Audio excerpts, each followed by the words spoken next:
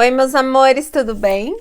Como que vocês estão? Quanto tempo? Esse é o primeiro vídeo que eu vou gravar depois de casada. Peço perdão pela minha ausência aí, mas existe um período de adaptação. Eu estava me adaptando na minha casa nova, na minha nova rotina. Estou muito feliz. Realmente, meu casamento é uma bênção, meu esposo é uma bênção.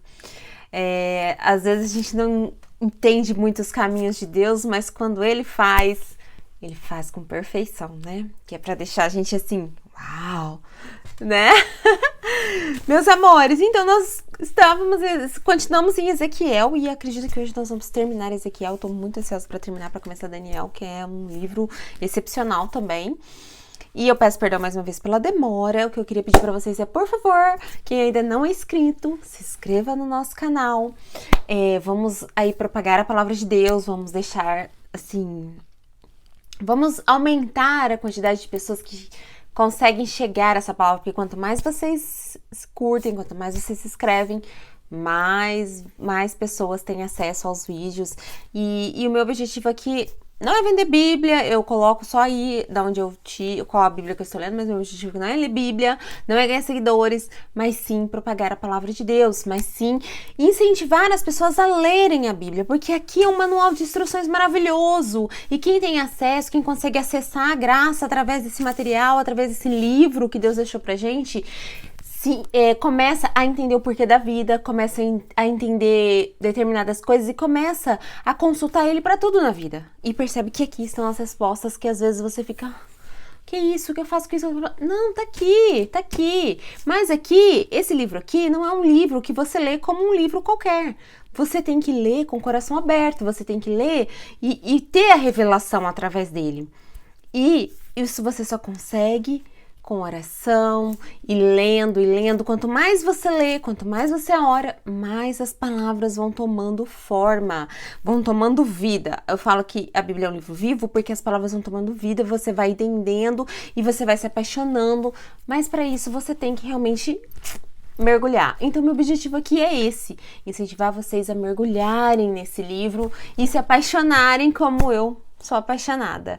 Ok, então vamos começar. Nós paramos no capítulo 40, o novo templo.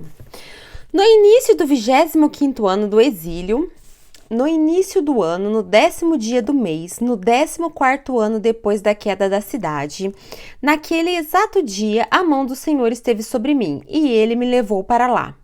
Em visões de Deus, ele me levou a Israel e me pôs num monte muito alto, sobre o qual no lado sul havia alguns prédios que tinham aparência de uma cidade. Ele me levou para lá e eu vi um homem que parecia de bronze. Ele estava em pé junto à entrada, tendo em sua mão uma corda de linho e uma vara de medir.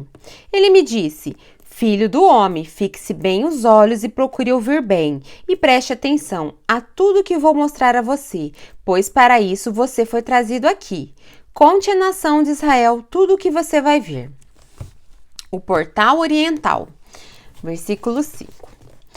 Vi um muro que cercava completamente a área do templo. O comprimento da vara de medir na mão do homem era de 6 medidas longas, cada uma com meio metro. Ele mediu o muro, que tinha 3 metros de espessura e 3 de altura. Depois ele foi até a porta que dá para o oriente, subiu os seus degraus e mediu a soleira da porta, que tinha 3 metros de extensão. As salas das guardas tinham 3 metros de comprimento e 3 metros de largura, e as paredes entre elas tinham 2,5 metros de espessura. A soleira da porta, junto ao pórtico defronte do templo, tinha 3 metros de extensão. Depois ele mediu o pórtico, que tinha 4 metros de extensão e seus batentes tinham 1 metro de espessura. O pórtico estava voltado para o templo. Da porta oriental para dentro haviam 3 salas de cada lado. As 3 salas tinham as mesmas medidas e as faces das paredes salientes de cada lado tinham as mesmas medidas. A seguir, ele mediu a largura da porta. A entrada era de 5 metros e seu comprimento era de 6,5 metros. De frente de cada sala havia um muro de meio metro de altura e os nichos eram quadrados com 3 metros em cada lado. Depois ele mediu a entrada e a partir do alto da parede do fundo de uma sala até o alto da sala oposta, a distância era de 12 metros e meio da abertura de um parapeito até a abertura do parapeito oposto, e mediu ao longo das faces das paredes salientes por toda a parte interna da entrada. Eram 30 metros a medida até o pórtico, que dá para o pátio. A distância desde a entrada da porta até a extremidade de seu pórtico era de 25 metros. As salas e as paredes salientes dentro da entrada eram guarnecidas de estreitas aberturas com parapeito ao redor.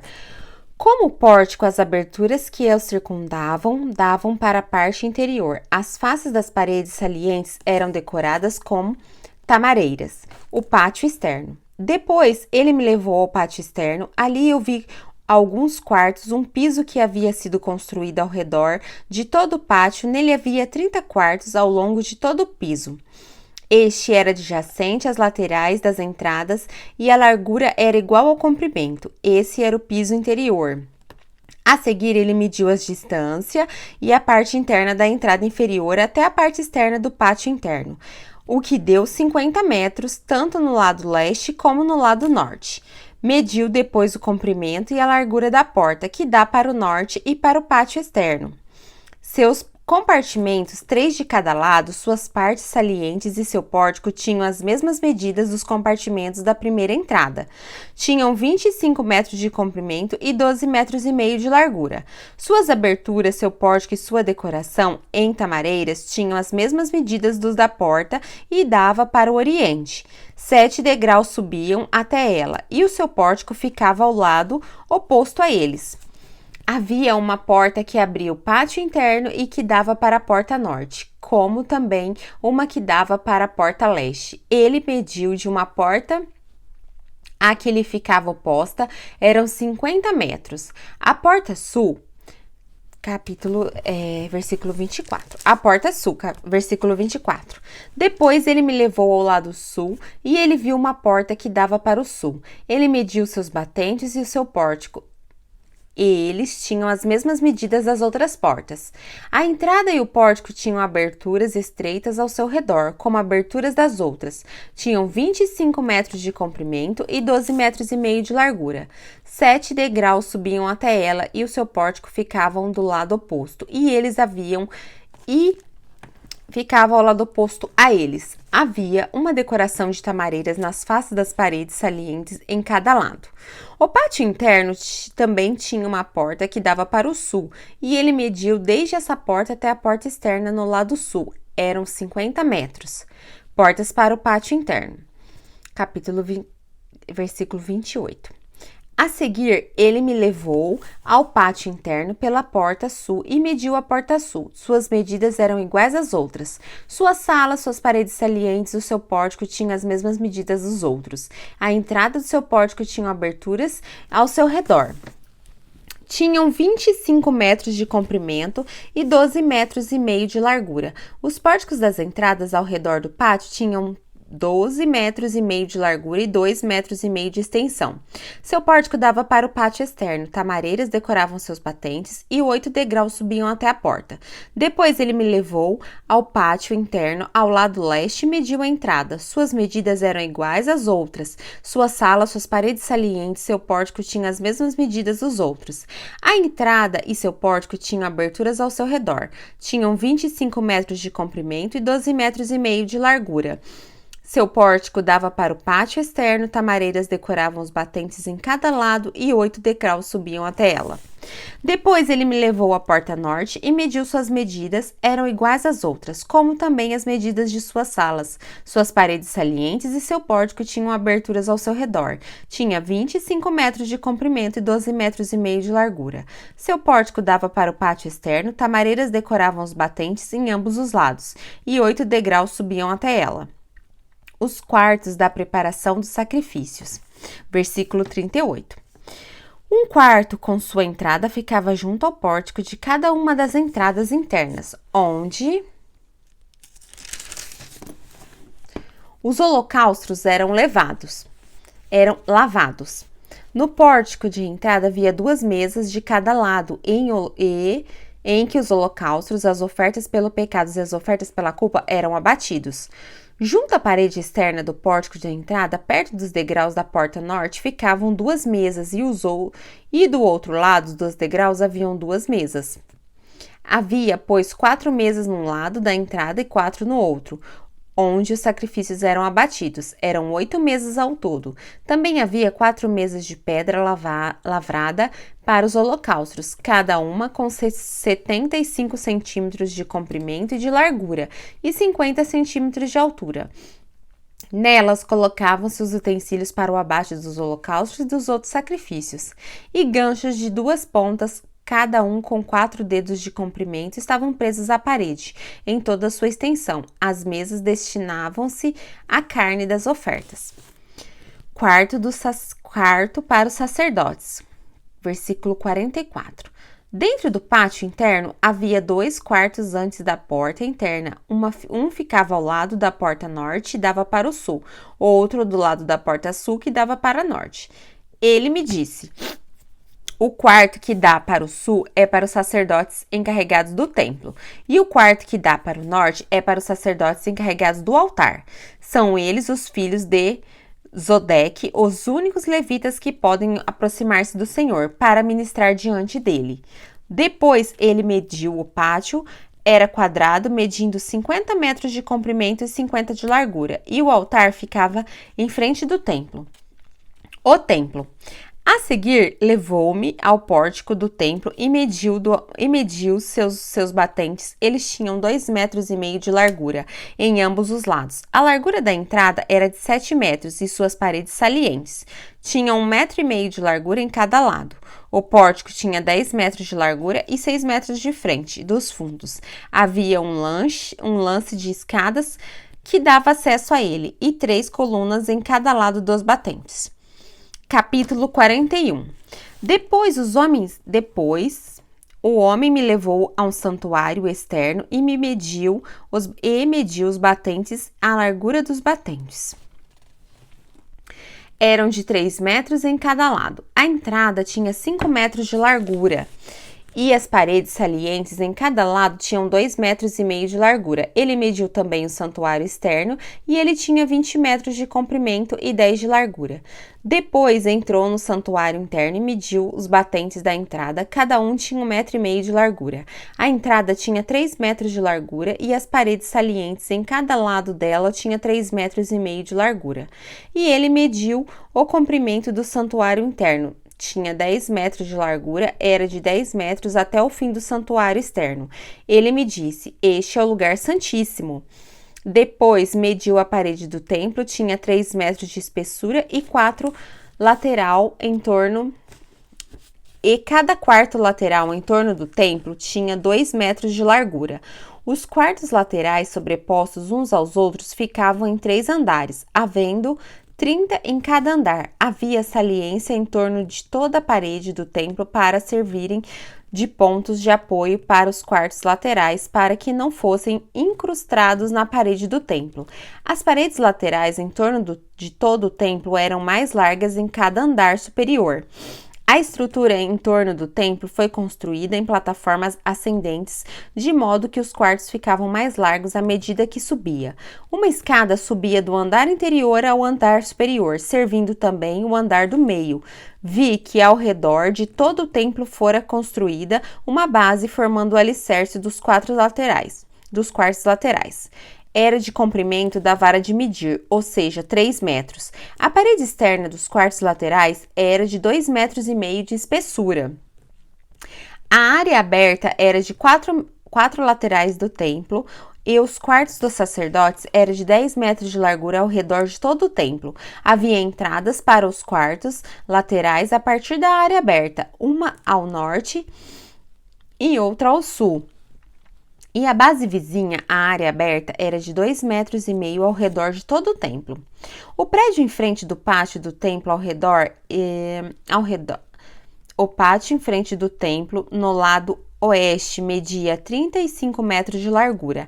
A parede do prédio tinha 2,5 metros de espessura em toda a sua volta e o seu comprimento era de 45 metros. Depois, ele mediu o templo, tinha 50 metros de comprimento e o pátio do templo e o prédio, com suas paredes, também tinham 50 metros de comprimento. A largura do pátio do templo no lado oeste, inclusive a frente do templo, era de 50 metros. A seguir, ele mediu o comprimento do prédio que ficava em frente ao pátio na parte de trás do templo. Inclusive, suas galerias em cada lado era de 50 metros. O santuário externo, o santuário interno e o pórtico que dava para o pátio, bem como as soleiras, as janelas estreitas e as galerias em volta dos três, tudo o que estava ao lado de fora, inclusive a soleira, fora revestido de madeira. Igualmente estavam revestidos o piso e a parede, até a abertura das janelas, e as janelas no espaço acima do lado externo da entrada do santuário interno e nas paredes, os intervalos regulares em volta de todo o santuário interno e externo. Havia querubins e tamareiras em relevo. As tamareiras alternavam com os querubins. Cada querubim tinha 2 rostos, o rosto de um homem virado para a tamareira e um dos lados o rosto de um leão virado para a tamareira do outro lado, e estavam em relevo ao redor de todo o templo. Desde o chão até a área acima da entrada haviam querubins e tamareiras em relevo na parede do santuário externo. O santuário externo tinha batentes regulares e o que ficava em frente do santuário dos santos era semelhante. Havia um altar de madeira com 1,5 metro de altura e 1 metro em cada lado dos seus cantos, sua base. Os seus lados eram de madeira. O homem me disse: esta é a mesa que fica diante do Senhor. Tanto o santuário externo quanto o santuário dos santos tinham portas duplas. Cada porta tinha 2 folhas articuladas e as portas do santuário externo haviam querubins e tamareiras esculpidos em relevo, como os que haviam nas paredes, e haviam também uma saliência de madeira na frente do pórtico. Nas paredes laterais do pórtico haviam janelas estreitas com tamareiras em relevo, e em cada lado, os quartos laterais do templo também tinham saliências. Vamos começar agora o capítulo 42, o quarto dos sacerdotes. Até aqui, todos esses versículos, você vê a riqueza de detalhes? Eu fico assim impressionada, tanto por Ezequiel narrar com tanta riqueza de detalhes, quanto pela precisão como Deus é um Deus de detalhes. E os detalhes que ele pôs aqui no templo é o mesmo que ele põe na nossa vida, gente. Os detalhes de Deus são assim, mínimos, que você fala assim, meu Deus, por que tem que ser tão perfeito, tão certinho? Mas é assim que Deus é, perfeito. Vamos lá, capítulo 42, o quarto dos sacerdotes. Depois disso, o homem conduziu-me para o lado norte, para o pátio externo, e levou-me aos quartos opostos ao pátio do templo e ao muro externo do lado norte. O prédio, cuja porta dava para o norte, tinha 50 metros de comprimento e 25 metros de largura. Tanto a seção que ficava a 10 metros de distância do pátio interno, quanto na seção oposta ao piso do pátio externo, havia uma galeria frente à outra nos 3 andares. Em frente dos quartos havia uma passagem interna com 5 metros de largura e 50 metros de comprimento. Suas portas ficavam no lado norte. Ora, os quartos superiores eram mais estreitos, pois as galerias tomavam mais espaço deles do que dos quartos do andar inferior e médio. Os quartos do terceiro andar não tinham colunas, ao passo que os pátios tinham. Por isso, as áreas dele eram menor do que as dos quartos do andar inferior e do meio. Havia uma parede externa paralela aos quartos e ao pátio externo. Sua extensão era de 25 metros em frente dos quartos. A fileira dos quartos junto ao pátio interno tinha 25 metros de comprimento e que ficava mais próxima do santuário tinha 50 metros de comprimento. Os quartos de baixo tinham entrada pelo lado leste, quando se vem do pátio externo. No lado sul, ao longo da parede do pátio externo, adjacentes ao pátio do templo, e no lado oposto do muro externo, haviam quartos, com uma passagem em frente a eles. Eram como os quartos do lado norte, tinham o mesmo comprimento e a mesma largura, com saídas e dimensões semelhantes. As portas do lado norte eram semelhantes às portas do lado sul. Havia uma entrada no início do corredor paralelo ao muro correspondente, que se estendia para leste, e havia uma entrada para os quartos Depois o homem me disse: os quartos do norte e do sul que dão para o pátio do templo são os quartos em que os sacerdotes que se aproximam do Senhor comerão e guardarão suas ofertas santíssimas. Isso, as ofertas de cereal, as ofertas pelo pecado e as ofertas pela culpa, pois o local é santo. Assim que os sacerdotes entrarem no recinto sagrado, só poderão ir ao pátio externo após tirarem as vestes com as quais ministram, pois elas são santas, porão outras vestes antes de se aproximarem dos lugares reservados para o povo. Quando ele acabou de medir o que havia dentro da área do templo, levou-me para fora, para a porta leste, e mediu a área em redor. Mediu o lado leste em vara de medir, tinha 250 metros. Mediu o lado norte, tinha 250 metros, segundo a vara de medir. Mediu o lado sul, tinha 250 metros, segundo a vara de medir. Depois ele foi para o lado oeste e mediu, tinha 250 metros, segundo a vara de medir. Assim ele mediu a área nos 4 lados em torno dela. Havia um muro de 250 metros de comprimento e 250 metros de largura para separar o santo do comum. Gente, 250 metros é muita coisa, hein? Vamos imaginar aí que um quarteirão tem 100 metros, então são 2 quarteirões e meio é muita coisa, hein? De largura do muro para separar o santo do comum. Então, como que existe uma distância grande, né? Entre o comum e o santo? Para nós termos uma ideia. Eu acho que, assim, a frase principal que tá aqui pra gente ter uma ideia do quanto é longínquo, né? E o quanto que é difícil, às vezes, alcançar o santo, né? É isso. Olha aí, nós tínhamos 250 metros de largura para separar o santo do comum. Isso mostra que nós temos uma longa distância a percorrer até a gente chegar perto, né? Em relação a tudo que estava acontecendo aqui, eles tinham uma distância longa. Capítulo 43. A glória retorna ao templo. Então o homem levou-me até a porta que dava para leste e vi a glória de Deus de Israel que vinha do lado leste. Sua voz era como o rugido das águas avançando e a terra refugia. E a terra refugia com a sua glória. A visão que tive era como a que eu tivera quando ele veio. Olha só, não basta Ezequiel ter visto uma vez, estava vendo de novo a glória do Senhor, hein? É muito privilégio, né? É muito privilégio. A glória retorna ao templo. Sem essa glória também o templo eram apenas paredes, né? Nós fomos analisar o que era o templo sem a glória de Deus lá dentro. Apenas paredes, né?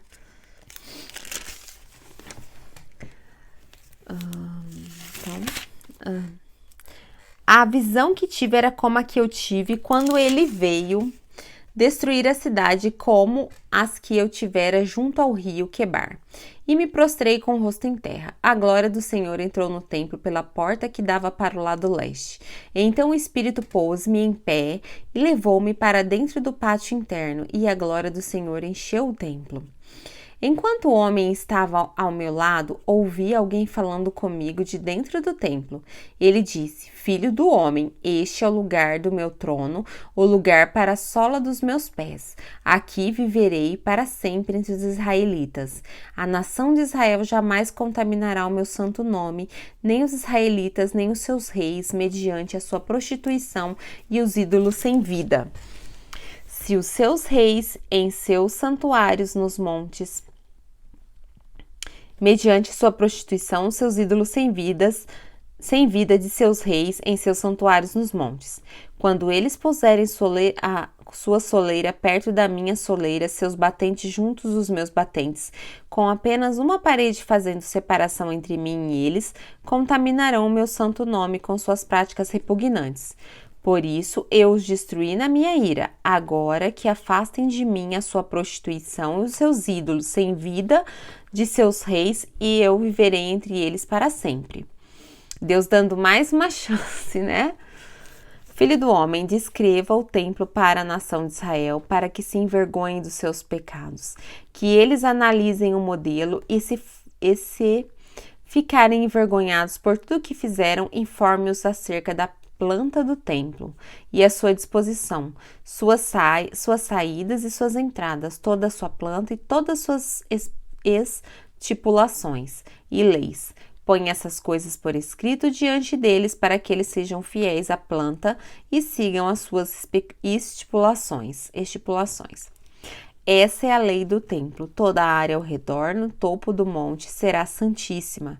Essa é a lei do templo. Deus tendo misericórdia, mostrando mais uma vez que eles teriam uma chance se eles se arrependessem, né? Aí vamos começar aqui no versículo 13, o altar. Estes são as medidas do altar pela medida longa, isto é, a do meio metro, sua calha tem 0,5 metro de profundidade e 0,5 metro de largura, com uma aba de 1 palmo em torno da beira, e esta é a altura do altar, desde a calha no chão até a saliência inferior. Ele tem 1 metro de altura e 1 metro de largura, e desde a saliência menor até a saliência maior tem 2 metros de altura e 1,5 metro de largura. A fornalha do altar tem 2 metros de altura e 4 pontas que projetam dela para cima. Ela é quadrada com 6 metros de comprimento e 6 metros de largura. A saliência superior também é quadrada com 7 metros de comprimento e 7 metros de largura, com uma aba de 25 metros e uma calha. No meio, uma calha de 0,5 metro em toda a sua extensão ao redor. Os degraus do altar estão voltados para o oriente. Então ele me disse: Filho do homem, assim diz o soberano Senhor, estes serão os regulamentos que deverão ser seguidos no cerimonial do sacrifício dos holocaustos e da aspersão do sangue no altar, quando ele for construído. Você deverá dar um novilho como oferta aos sacerdotes levitas da família de Zadok, que se aproximam para ministrar diante de mim. Palavra do soberano Senhor. Você colocará um pouco de sangue nos 4 pontos do altar, nos 4 cantos da saliência superior e ao redor de toda a aba, assim purificará o altar e fará propiciação por ele. Você queimará um novilho para oferta pelo pecado no lugar determinado da área do templo fora do santuário. No segundo dia, você oferecerá um bode sem defeito como oferta pelo pecado e o altar será purificado, como foi purificado com um novilho. Quando terminar de purificá-lo, ofereça um novilho e um carneiro tirados do rebanho, ambos sem defeito. Você os oferecerá perante o Senhor e os sacerdotes deverão pôr sal sobre eles e sacrificá-los como holocausto ao Senhor.